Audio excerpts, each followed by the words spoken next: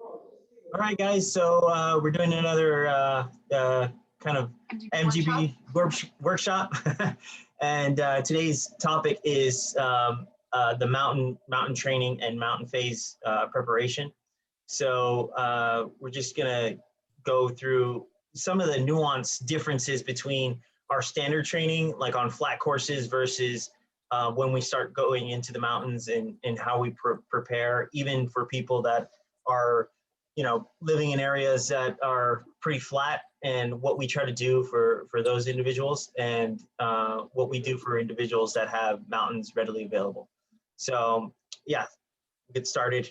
And so the first thing is, like, what makes the mountain phase different from a standard base phase, which, if you guys have watched or were part of the the previous workshops of like the training zones and the training phases and stuff, you'll know like the base phase that Mark typically does is like includes like a 2 hard workouts a week, which hit on tempo and hit on like the aerobic mix, which he calls speed endurance. Answer for us, like, what the difference when you plan out our training is for a mountain race, like obstacle racing, mountain races, and trail racing, versus like our standard base phase, which is kind of for like a mix of terrain or flat. Yeah, so like when we do our standard base phase, when we do our tempo runs, we keep it relatively flat, and we typically do like a tempo one week, and then the next week we'll do 2-mile repeats, and then the following week we'll do mile repeats. But in the sustained climbing phase, we do more sustained climbs. So we'll do 6 minutes at like fartlegs, we'll go up a mountain, or we'll do this on a treadmill. We'll go 6 minutes hard, 3 minutes easy, 4 times, and then we'll come back with 10 minutes hard, and then we'll finish the whole phase with 15-minute repeats. So what I found is that when you do your sustained climbing or your tempo work, what is, like, explain to us what tempo pace for sustained climbing is, because I think like when I do it, my heart rate is not in the tempo zone compared to flat courses. So explain to us what should our tempo zone, I guess, if you're going to say, feel like on effort going up a sustained climb, and what is your sustained climb? So typically when I do sustained climbing, I go race pace. I go as fast as I'm going to go in the race. In the mountain race. In the mountain race, yeah. So you kind of want to do a race pace effort, but not exactly, like, your heart rate's going to be a little bit higher than your typical tempo run. Because on a tempo run, you can kind of like ease into it, because like it's all on flat ground, and it's like you can dial in your heart rate, where it's like, okay, now I'm going a little bit harder, or I feel the effort starting to increase. I could back off a little bit. When it comes to sustained climbing, it's like you need to get used to the effort that you're going to do in the race. So that's why we do it in certain segments, where it's like you're doing 6 minutes of race pace effort, and then you take a break. Whereas when we go on flat ground, it's a tempo run at not quite race pace effort, but we're going longer than race pace, or longer than the race distance. So instead of going for like a 6-mile tempo, sometimes I have athletes go for an 8-mile tempo or 10-mile tempo run. So it's honing in on how you're going to climb in these races. So typically when it comes to Spartan racing, they send us up mountains that are 6 minutes to 15 minutes long. So that's why we do these durations. We do 6 minutes to begin with, then we do a 10-minute one, and then we do a 15-minute one. So it gets your body conditioned for the feeling of what it's going to feel like in the race. And I want you to go at a race pace effort in order for you to kind of get used to that feeling. And so your body's not in a huge shock when you get to the race venue and you have to go up a mountain, which is like really, really steep. Would you say that between like the 6 minute, so let's say you're starting out and your first hill climb repeat is either, like, I know for some people it'll be like 3 to 6 minute range of like sustained climbing, tempo pace or hard pace. Would you say that like each week when you increase the time up to 10 minutes and then like the next week going up to like even 15-minute segments, are you kind of staying at the same pace? Are you getting that much better each week that you're going to be able to stay the same pace? Yeah. So the first week you do it, you're gonna suck. It's like it's gonna be a bad experience. You're going up a hill now instead of running on flat. It's a totally different it's a totally different motion. It's a totally different like form, and it's like it's not gonna be comfortable. So your body's gonna be like, what are we doing? This sucks. Like, why are we going uphill for this long? And so that's why I do it in 6-minute segments. So essentially what we do is we do like a pyramid style of training.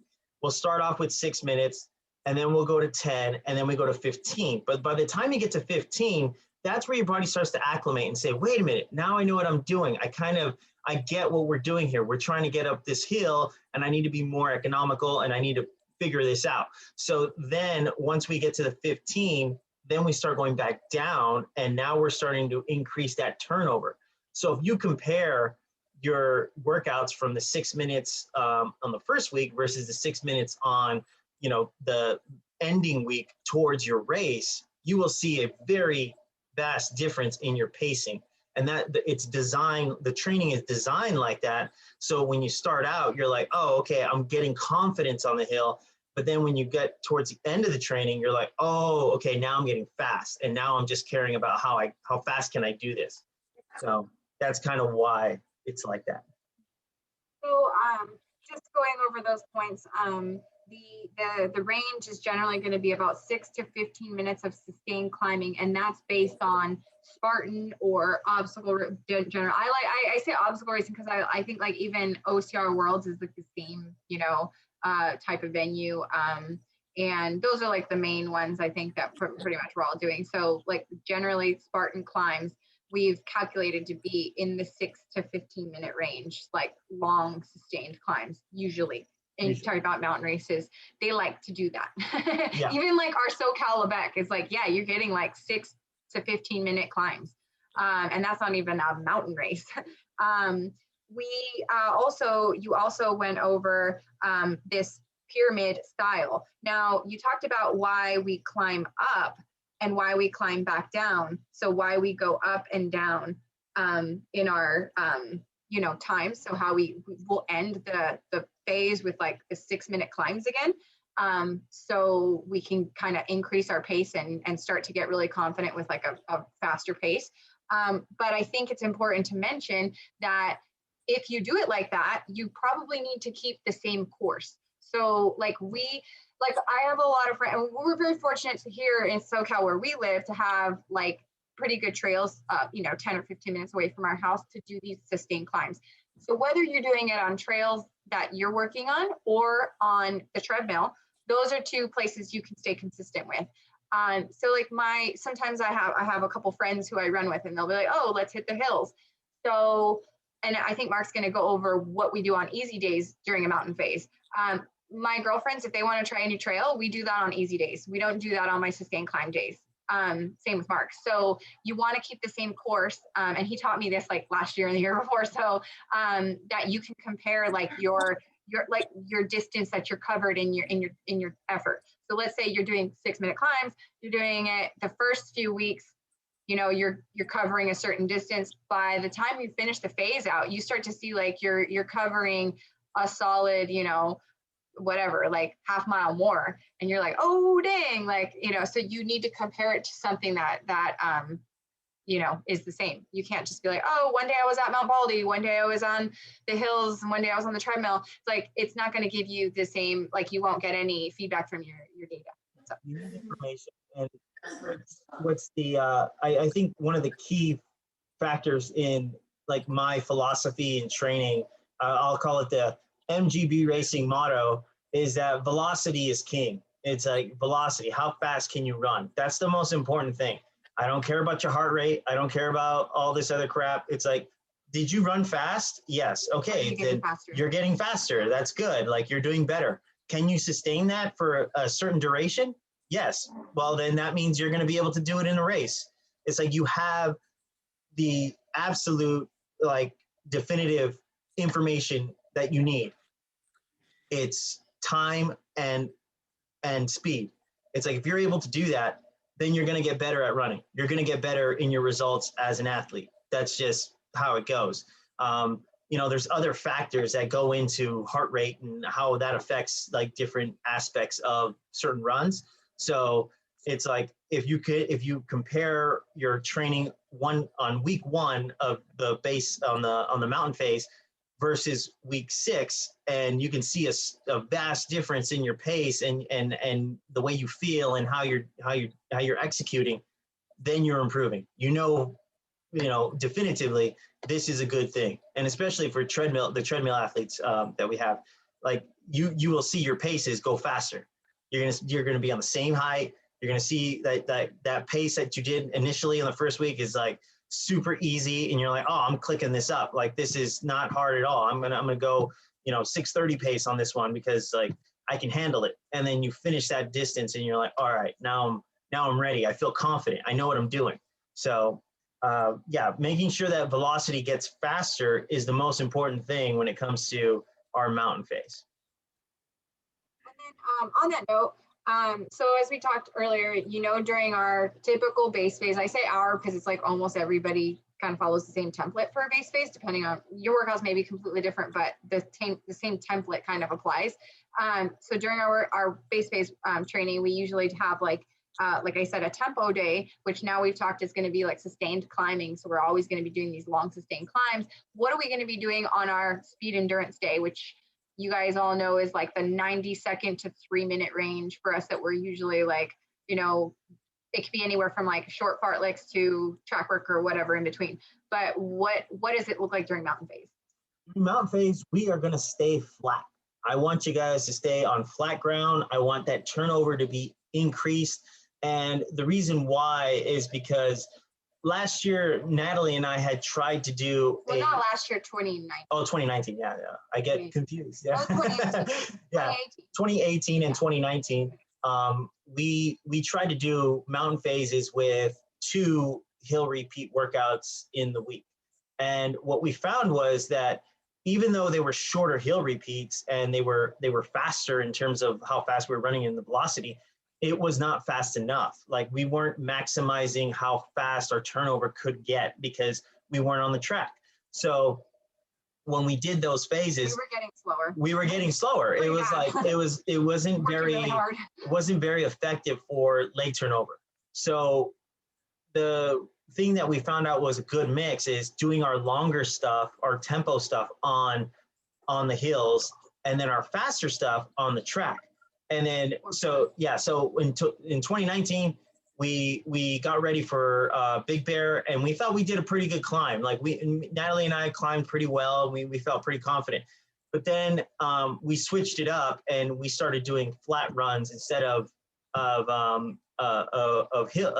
short hill repeats on the mixed day, going into Lebec. And Lebec is where I destroyed everybody. It was ridiculous. I pulled away. I beat Kempson and Killian by almost 15 minutes on a beast. So it really did open my eyes to like understanding, wait a minute, that's the key. That's like, I was soaring up the hills. The hills felt like nothing.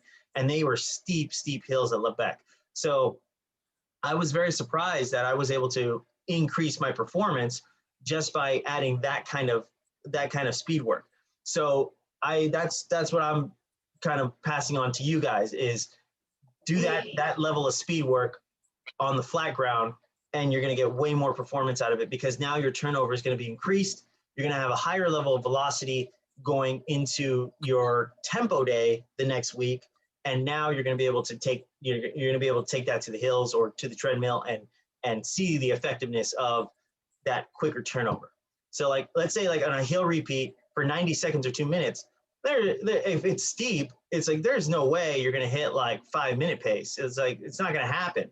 So when you go to the track, it's like, I get down to like 420s or like 430 pace. And it's like, that's fast. So that fast turnover, now going to the hills, now I can hold somewhere in the, 530 pace for a hill repeat. And that's where I want to be.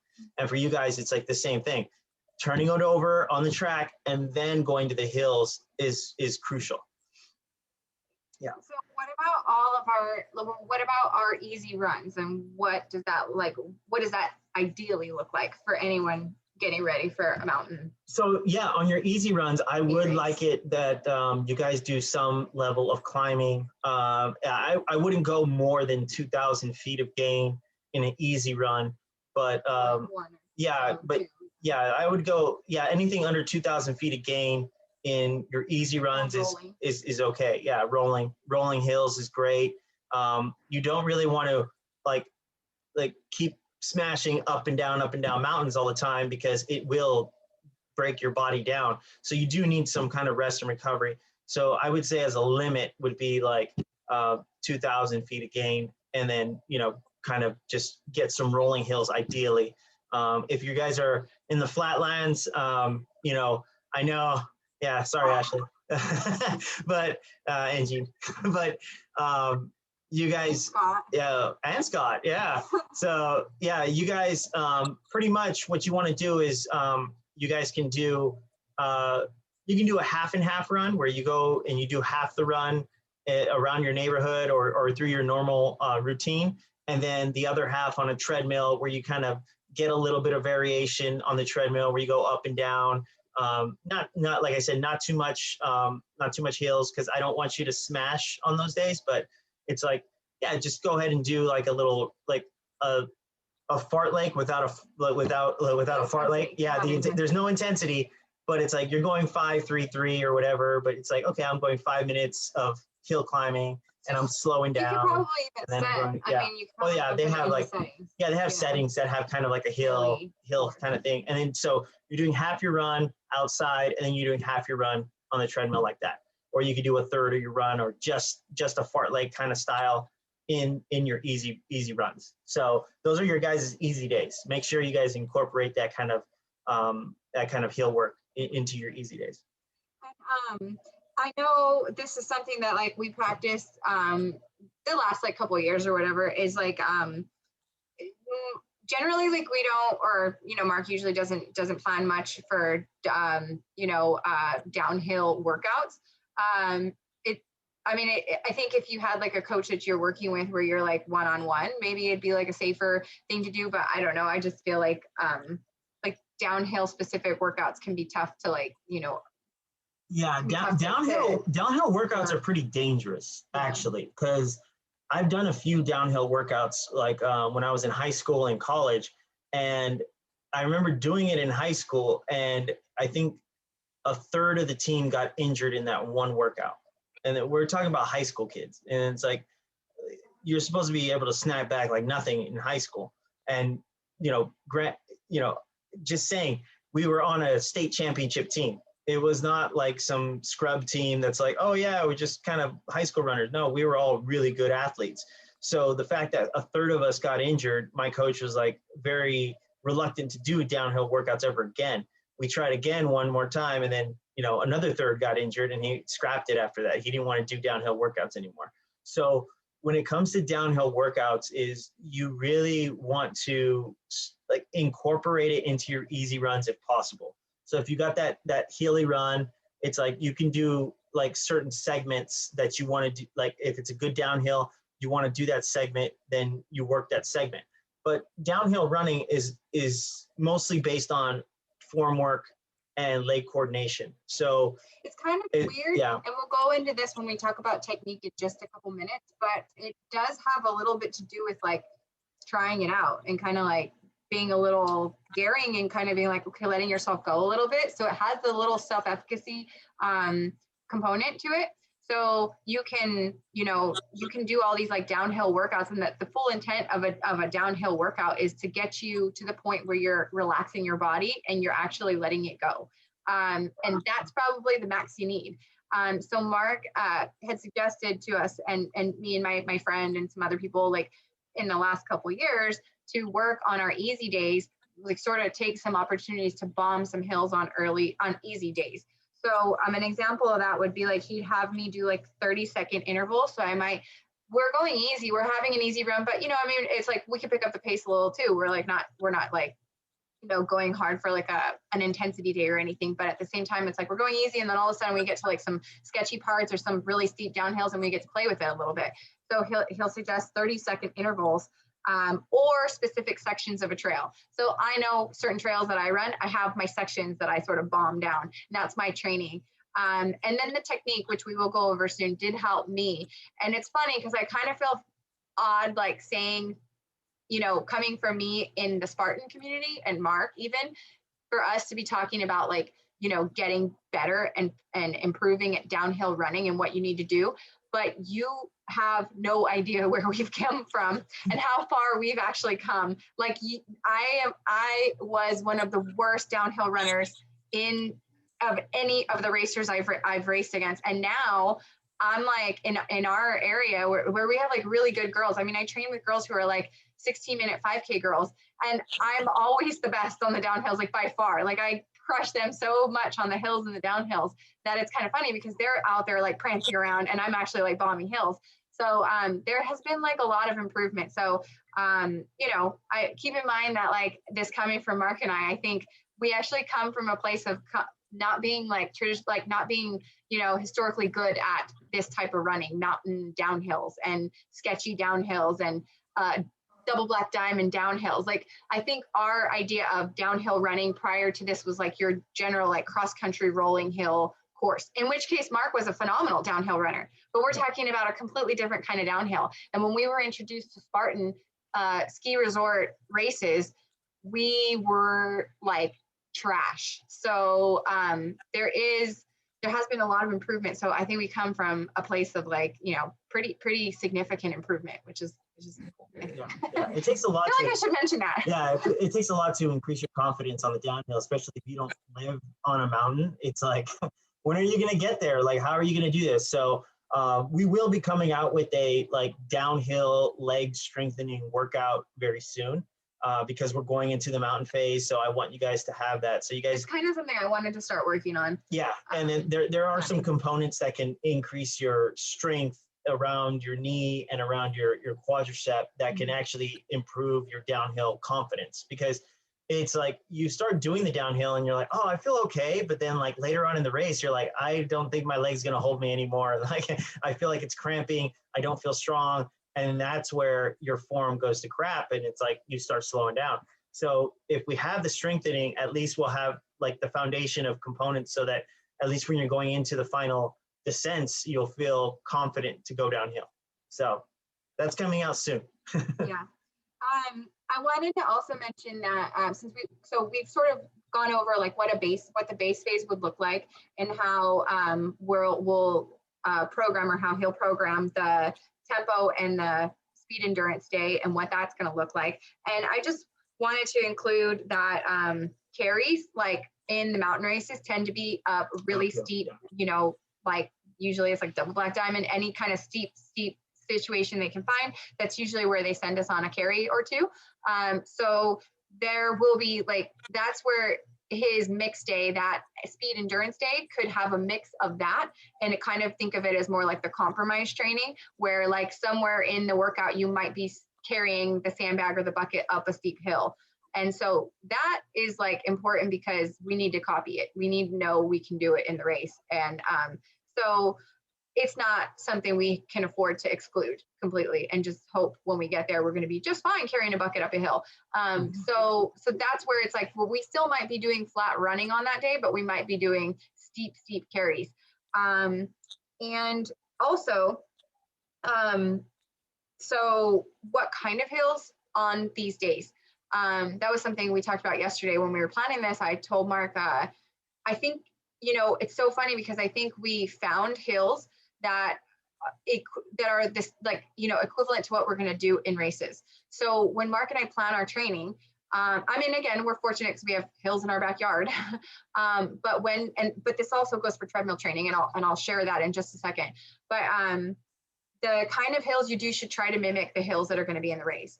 And so I've done the calculations on what the grade looks like. So I can give you, I'm going to share in just a second the actual grade of certain races that we have that are our hilly or mountain races, and certain venues we're all familiar with, I guess you could say. And that's like based on actual calculations. Like, you know, I pulled data from the Garmin's and kind of calculated the climb, the grade of most of the climbs. And also, you know, goes off feel. So I could tell you the percentage of the grade right now. And if you're a person who's just going to find a trail, you need to just pay attention to what that feels like. Tell yourself, like, does this feel like Big Bear? Or does this feel like Monterey? You know, think of the hills if you're familiar, if you have, you know, familiarity with the course, think of the hills you know and remember from the day you did it and be like, yeah, this is about the grade of that hill. So Mark and I have several courses in a 15-minute or 20-minute drive from our house that mimic the courses we're going to run on. So when you do your tempo, sustained tempo climbing, it's pretty much smart if you're training for Big Bear to make it on ascents that are the same grade as Big Bear. If you're going to Monterey, do them on those. If you train for Big Bear and you go to Monterey, you're probably going to be a lot slower than you could be on those Monterey hills because they're not nearly as steep as Big Bear. If you go to Big Bear having trained on Monterey hills, at least you have some strength onto your legs, but you're not going to have that coordination that you would on the same type of grade. So I'm going to put this up in the screen and kind of share it. Hopefully this is something you guys can see. But this is like the elevation profile for each of the races that I think, like, I guess I could, that I feel like there's many races that kind of, do you guys see that, or is it backwards? No, it's backwards, huh? Oh, we can't do it like that. Is it good? It's good. Oh, it's good. Okay, so it's only backwards on my view, right? I'm so dumb, you guys. Okay, so Yes. you can. Is this working? Yeah. Okay. You guys are looking at, like, if you look at SoCal, if you know, and many of you guys haven't been to SoCal, but SoCal is like pretty much flat. So that's just to compare it to. There's like nowhere, there's no hills. Monterey is one of our hilly races. And I have a feeling that you can bet that slow in November will be very, very similar to the Monterey grades. Utah and Montana are roughly the same. And even if we switch venues in Utah, I'm going to venture to say that it's exactly like Montana. We've already been to like 2 or 3 venues out there, so we're familiar with all of them. And it is intense climbing. So you're looking at like about a 10% grade there. I'm not sure how everybody's treadmill works, but most treadmills go off like whatever percentage is like what level you'll put it on. So if you go up to level 10 or 9, you're in the range of Utah, Montana. If you go up to 19%, you're more in the range of Tahoe and Big Bear. And when I say Tahoe, I'm really talking about the big climbs. So I'll go ahead and take this down. Hopefully that was enough time, and you can always screenshot it or whatever if you want to pull that. But when Mark is putting in the workouts, if you are a treadmill athlete, make sure, you know, I feel like for all our athletes, make sure you let him know for sure if like you have access to the treadmill or not and what grade they go up to. Most treadmills go up to at least 25 or 20 or 25. So I don't think he'll have you going higher than that.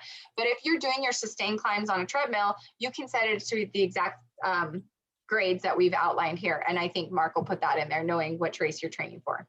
If you're finding your own hills, I'd say more of it goes off feel, because I can say 10% grade and I wouldn't know what that means. I just have to feel it. So that was what I was gonna say about that. That's what I said about that. And what about our treadmill athletes? If they are doing a sustained climb, if you have a workout and you have a rest, what's the best thing to do? To bring the treadmill back down, or to leave it up and like get off of it and do recovery off? Usually we have 3 minutes of rest. So you can actually bring the treadmill back down.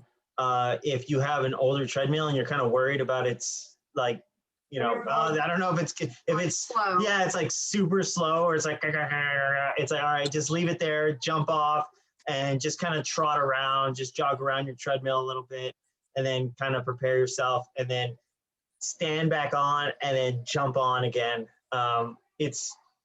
You got to be coordinated to get that treadmill coordination going, because it could be dangerous. Down and then ramp it back up. Ramp it back up. Yeah. So yeah, just when you're done with the repeat, get the speed down and then jump off and then jump back on and prop the speed back up. Yeah. That'd be the best way. Yeah. But yeah, be careful out there, because treadmill just keeps going. You fall off, it'll just keep eating you. All right. It's fine. Okay, so where do like short hill repeats come in? And like, like burning up our legs, getting the lactate going? Yeah, so if we're working on really like increasing the amount of lactate that we want to like experience in a race, or lactate threshold, like workouts, like speed workouts, like hardcore ones, we'll typically do like a shorter hill that lasts about 20 to 30 seconds long. And what we're trying to do there is you want to be able to go all out on one hill repeat, and then jog back down, and then go all out again on another hill repeat, and then jog back down. And what you're doing there is you're developing power, and you're developing coordination for hill running. I know like a couple of my Florida people have some like overpasses or like something like that, like a bridge or something. You guys hit this workout there. I don't want you to do this on a treadmill because it's such a high pace and you're going all out. To do it on a treadmill would be irresponsible. So go outside, get to a bridge, and just get something that's 20 to 30 seconds long. What about even like a stair climb, like you have like a 10-story building or something? Good or not good? It's just hard. It's just hard because like stair climbing is different from running on a hill, because like you are on your toes, whereas stair climbing you can technically hit your heels and you'll still be okay. So it's like it's not exactly the same, because like you need that angle of the hill. It's like, so when your foot hits, you need that coordination to understand what your body's going to do on a hill. I know the stairs have the vert, but it's not necessarily the same type of running because it's a flat surface. You're landing flat all the time. So in theory, you could do hill striking on that and you'll be okay. You're all right, but it's not going to improve your form. So making sure that the actual the slope is there. So when you do these workouts, you want to time yourself. Like it's not necessarily like, oh, I have to go 20 or 30 seconds. It's more like you do the hill that's 20 or 30 seconds, and then you time yourself in a segment, and then you say, okay, in that segment, I got 25 seconds. Great. And the next time you do it, you get 24, 23, 22, 21. And improving your coordination and your form will help you develop the form that is necessary for everything else. So that's kind of like a form cue workout. It's like it helps you understand what is the best way to run uphill effectively. So I've done this workout before, and I did this like after college, and I noticed that like I was hitting a consistent time on a certain hill, and it was like 30 seconds. And then I started to experiment. Like, I'm going to lift my knees a little bit more. I'm going to kick my butt a little bit more. I'm going to drive my arms like this way. And I kept doing variations until finally I got down to 25 seconds. And it was like, it was abrupt. It was like I was doing 30s during the workouts, and I was like, oh man, I'm not really going that. I'm just doing what I usually do. And then I like I said, I focused on my knee drive. I focused on driving my knee, not exactly up, but through the actual hill. So my knee was going like through the hill, and then I was trying to kick my back kick towards my butt as much as I could, and naturally, without any more effort, I hit a 25-second repeat, and I was like, whoa, that was a huge difference. It's like 25 versus 30 is a world of difference. So now I developed a better way of running right there, right off the bat. So if you focus on your form and you focus on what you are doing, being aware of what you're doing and having an awareness of your actual form is crucial during these kind of repeats. So I think it still records you, right? Yeah, I think so. Oh, no, you cannot. No. Okay. Oops. No, can't do that. So when you're going up the hill, you really want to focus on your form, and on the way back down, just jog. I want you to take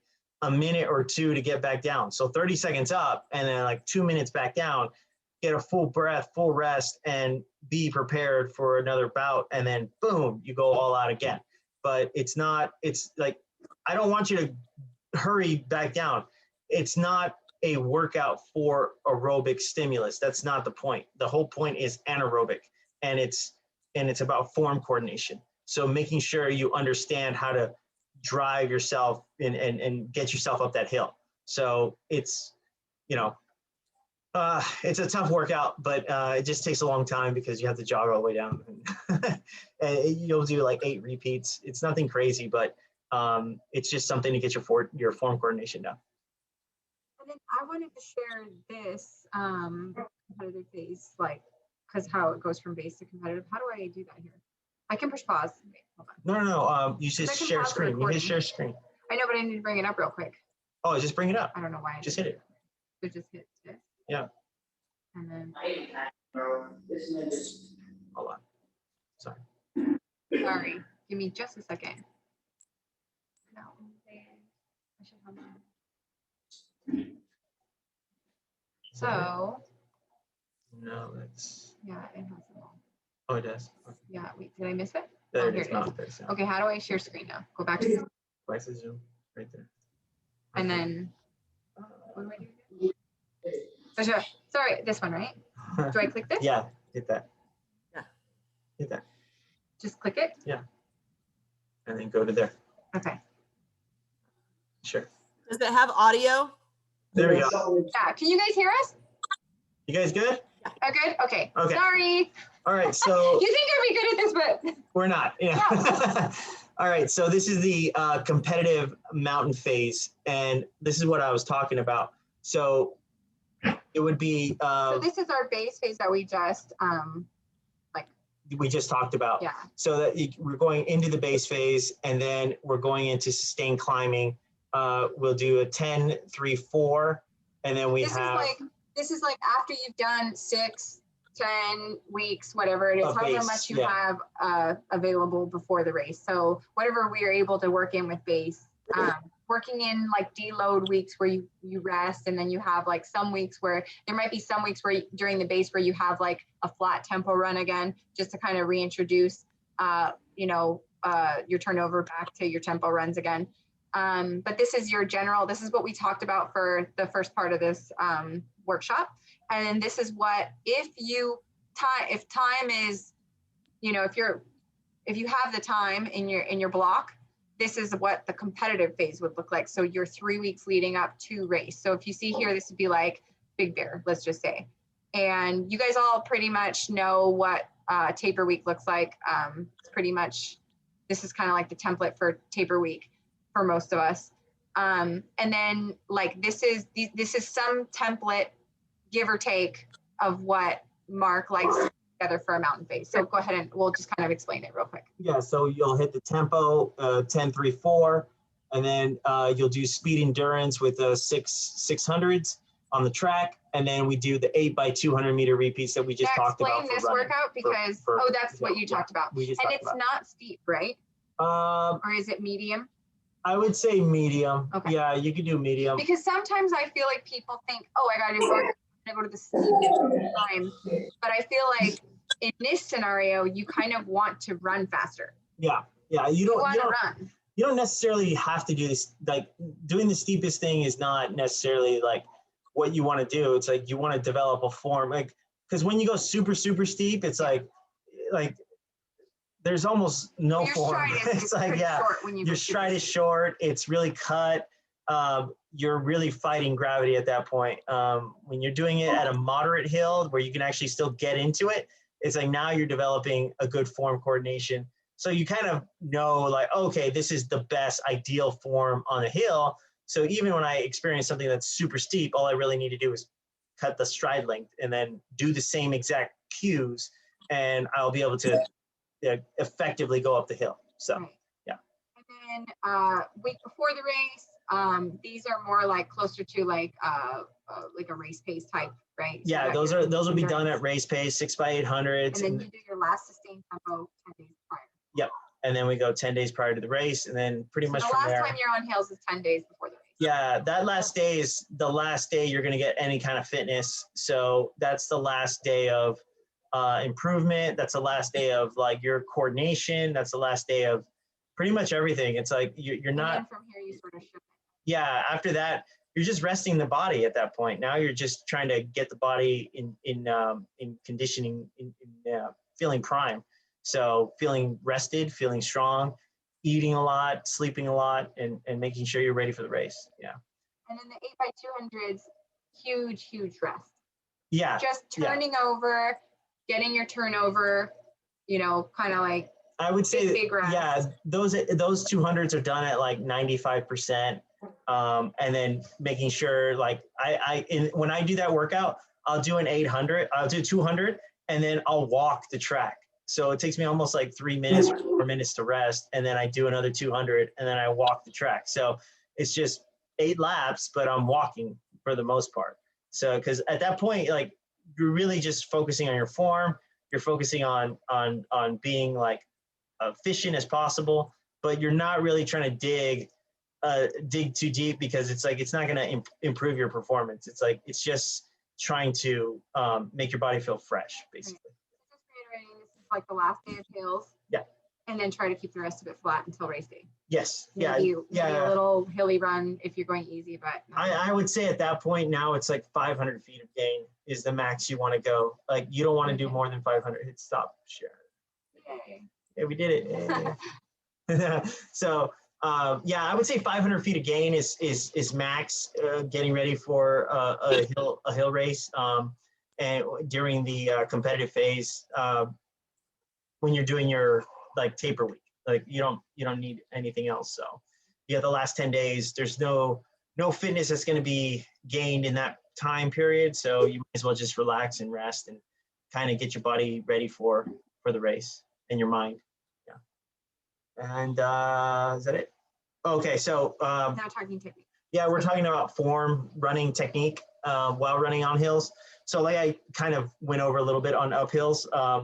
Like you want to do a shorter stride than your obviously track stride. So I always say like your track stride is like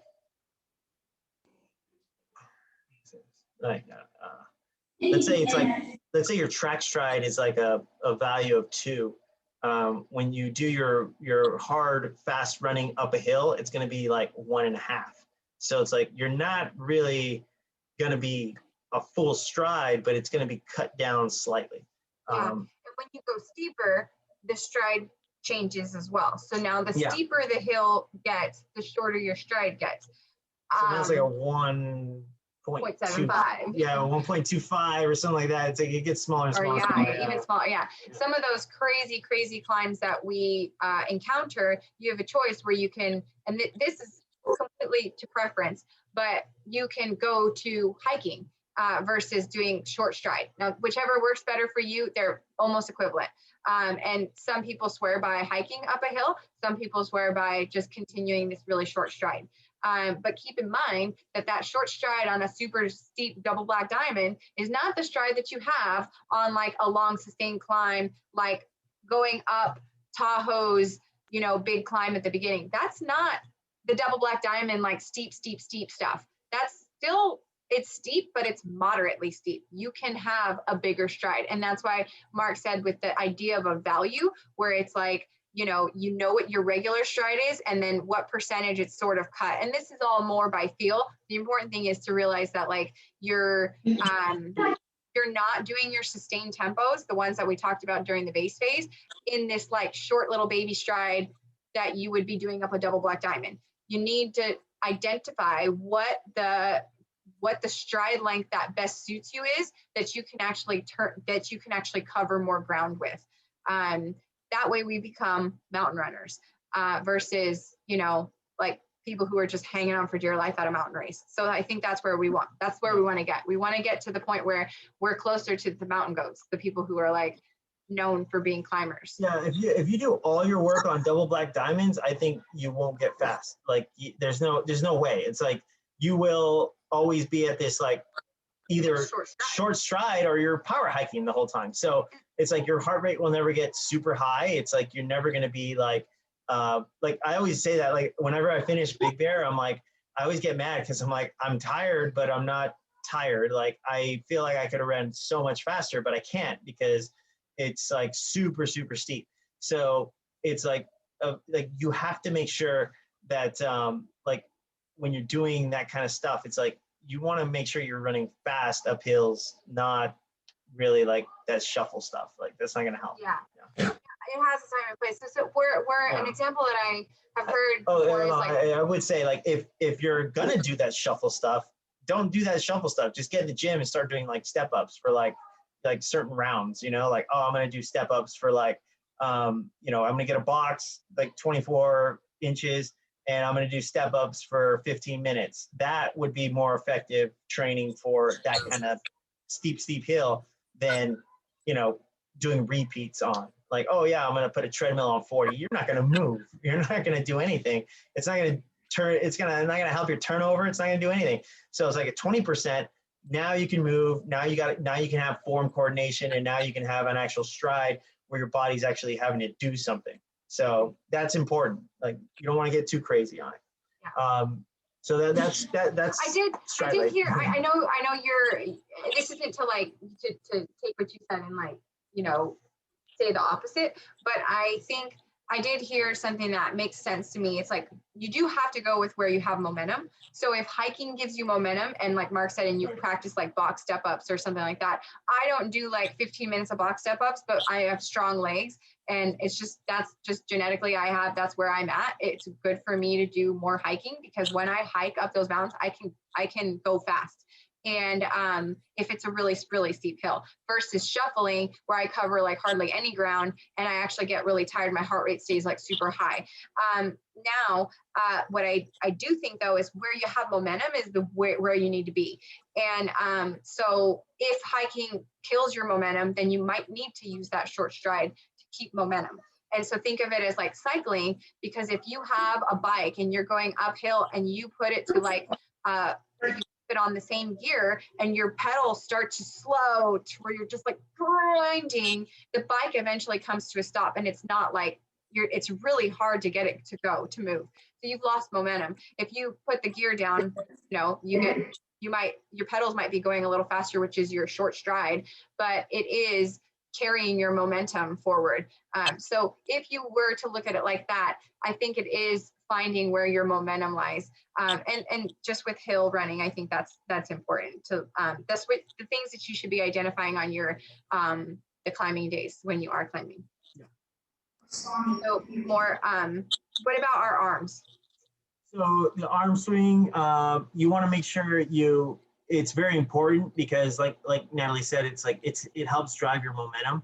So if you have a short like cage right here and you're doing this and you're crossing your body, you're not really helping yourself out. So what I like to do is I don't want to cross my body in the center plane of my body. I don't want to cross my arms. I want to keep them nice, and I want to make sure that I'm pumping forward and I'm going up to my chest and then down to my waist. So I'm coming up like this. Higher than in a normal running stride. Yes, because in a normal running stride, you can handle like right here. You could be right here with you. Yeah, right here under your chest is perfect for a normal running stride.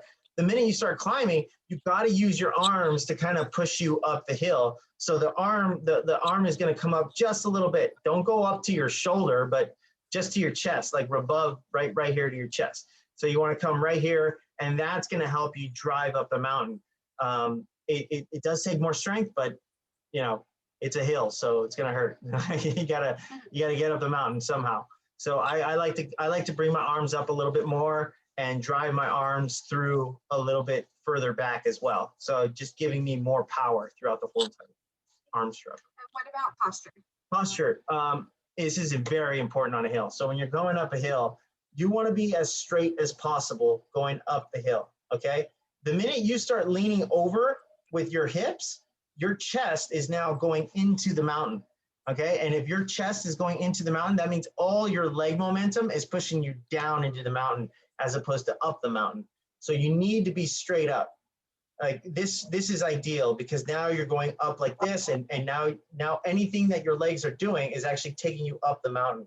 The minute you start to lean over, now all your leg momentum is doing is throwing you this way, which is through the mountain. You don't want to go that way. You want to go up the mountain, okay? So that's very important with your posture. Be cognizant of how you look. For the treadmill people, this is actually a good cue if you can find a treadmill that's right by a mirror. So you can kind of run and see how you're going, and you're feeling good, and take a look and say like, oh yeah, I'm straight up. This is good. Or, oh damn, I feel like shit. And you look to the left, and then it's because all my momentum is going into the damn treadmill. I don't want to do that. I want to bring myself up. When you're running, a good cue for this is to always have your eyes at the top of the mountain, towards the top of the mountain. Don't look, don't have your head down. The minute you put your head down, that's it. Everything is going down to the ground. But if you have your head up, now at least you have an opportunity to fix all your posture and everything else. So I always look at the top of the mountain. I try not to look down. Sometimes you get tired and that's where you're at, but sometimes I feel keep like it in the your mind. Spartan, terrain is like so steep, it's like looking at me. Oh yeah, yeah. And that's the thing. Sometimes it is like that. It feels like it's like you could reach out and touch the mountain. And if it's like that, like still put your gaze up towards the top, because that's going to help you push your posture back up to being straight up on the mountain. All right. One thing you were super talking to me about how you feel. What's a visualization or cue that you can give to know you're kind of climbing the right way? Like, because you talked about driving your legs like into. Yeah, I like to I kind of do it where it's like I always land on my glutes. I kind of feel the pressure on my glutes or like in my high hamstring. So I feel the landing position there. I feel my body, my knees going like into the mountain, and then I feel my back kick kind of coming up towards my butt, and then I just keep that same momentum. But so you're more focused on a knee drive. Yeah, I'm more focused on knee drive. Yeah, and it feels like and a push off. And a push off. Yeah. No, then a push off. Then a push off. Yeah, yeah. So my knee drive is very important. My push off, is the push off even important in the mountain climbing? Because I think it's important to identify. Like, I know, like when I watch you run, I think it's driving more, and I hardly see any push off compared to the track, where I see more push off than I do on the mountain. Yeah. So like, I always talk about different aspects of the form, and I'll get more into this when I talk about like form cues and form work. But there's always two aspects of the form. There's the forward part of the running, which includes like the knee drive and where the knee's positioned, and then the back part of the running, which is the back kick towards like the push off and the back kick towards your butt and all this other stuff. But there's two parts of the form. When you're running uphill, it's definitely more forward driven than it is back driven. Like in terms of percentages, it's probably like 75-25. Like it's going to be more forward than back. When you're running on the downhill, it's like 90 on the back and 10 on the front. So it is all about your back kick. That's all that matters, because like, you're not driving forward anymore. Your body's falling forward. So you're just trying to get that back kick working as opposed to the forward part. So understanding these aspects is like. And on the flat, is it 50-50? No, I would say it's still like, I would say it's 60-40. More back kick than forward. On an uphill, you're increasing your forward focus on the forward drive. Forward drive, yeah. And so you're talking like 75-25. Forward drive, back kick is 25% of it. And then like on the ground, if you're going flat, you're talking 60-40. So yeah. On the downhill, it's opposites, 10-90 or 90 back kick and 90 back kick. Because you're falling. Yeah. Okay. So hopefully everyone understood that. I'm learning too. I'm like thinking about all these things. I guess this is high level PhD shit right here. I feel like this is one area where I still want to see, like a lot of improvement. So. All right. So on the downhill, when it comes to your kit, your form, we talked about it. You definitely want to land on the ball of your feet. You don't want to be on your heel, because that's like, it's breaking, and it's like, you don't want to do that unless it's very sandy. If it's a sandy terrain, theoretically you can land on your heel pretty comfortably and create a good momentum.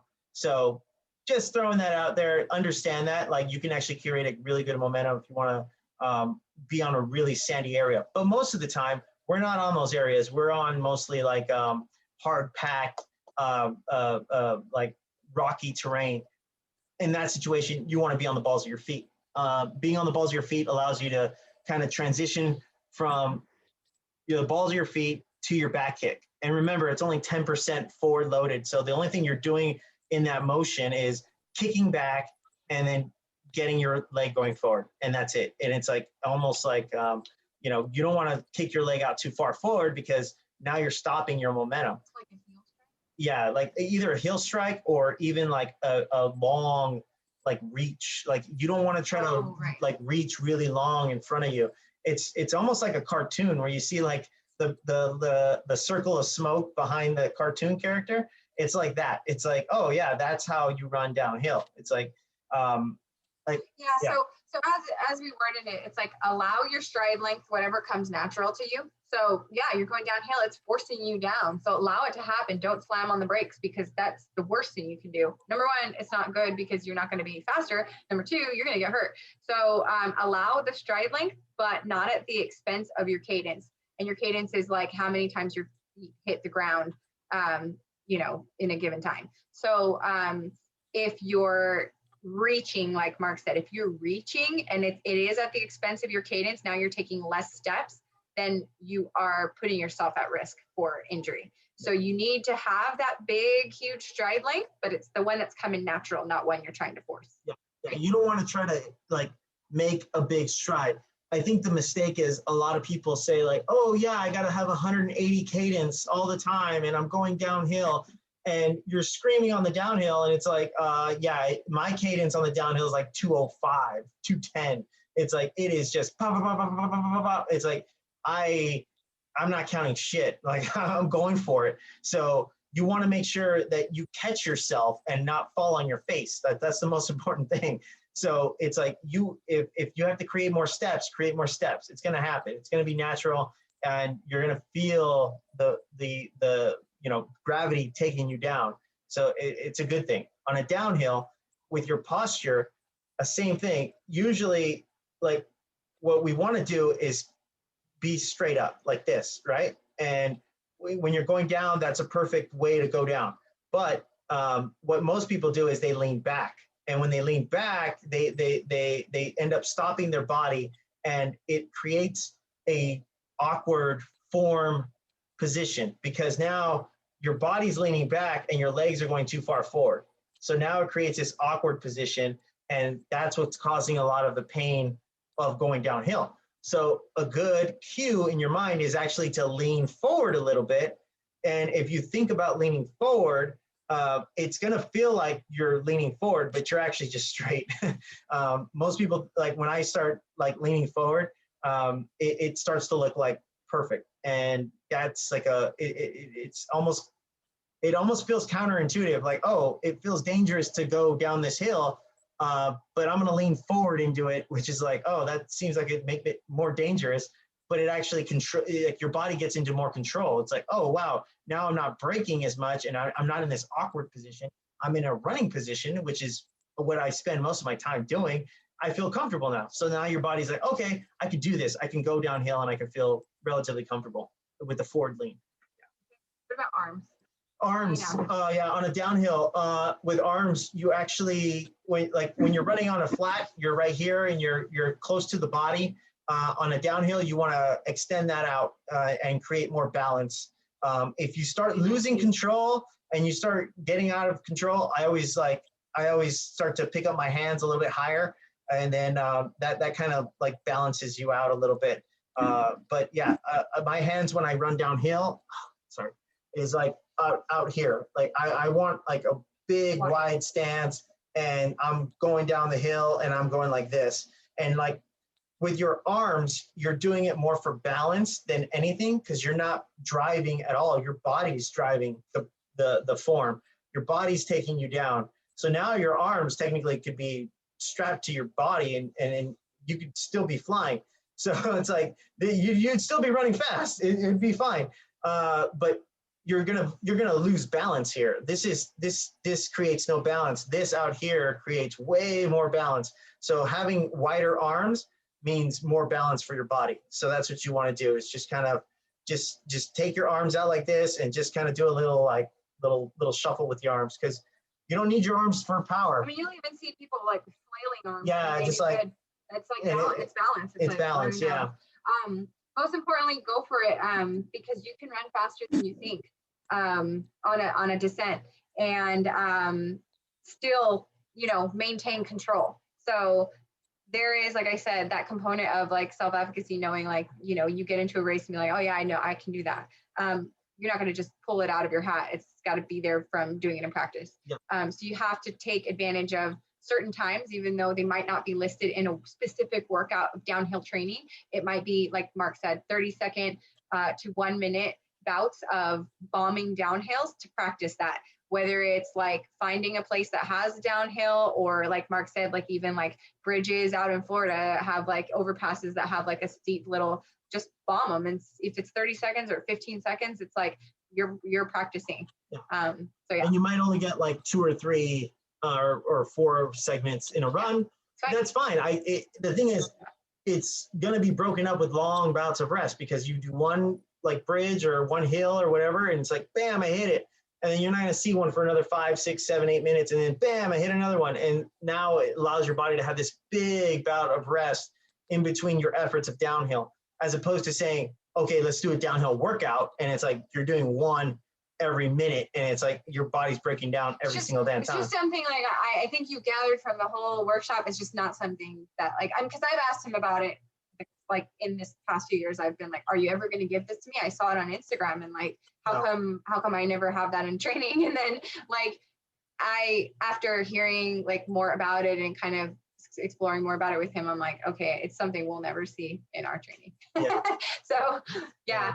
I mean, if you want to get injured, we can do that. But I guess I think like we all appreciate that. I think like we have to be smart too, because longevity is more important than, you know. It's all about consistency. We already know that. Everyone here already knows that, understands that. The longer you stay in that consistent miles and consistent training, you know, it takes a long time, and that's why it's not smart to do something that you know could possibly get you injured. It's like, that's just, so it's not worth the risk. Before we wrap it up and we'll in a second, I just have one more suggestion for you guys. Was super helpful for me.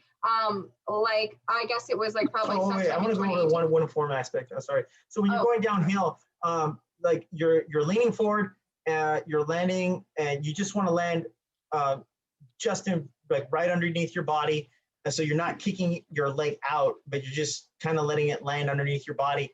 And when you're kicking back, that's the major focus, and that's like, I like to go and kick towards my butt. So if I kick towards my butt, it feels like I'm just going down with the hill. Like this is kind of the form that I like to do. It's worked for me in like really steep downhill situations. The fastest I've gone on a downhill is a 3:52 mile. So hey, that seems pretty fast. So I'll take it. Yeah, and I think on that note, like we actually did. This is what I was gonna say is like, take the time to go on YouTube and like kind of search some of the best like downhill runners, you know?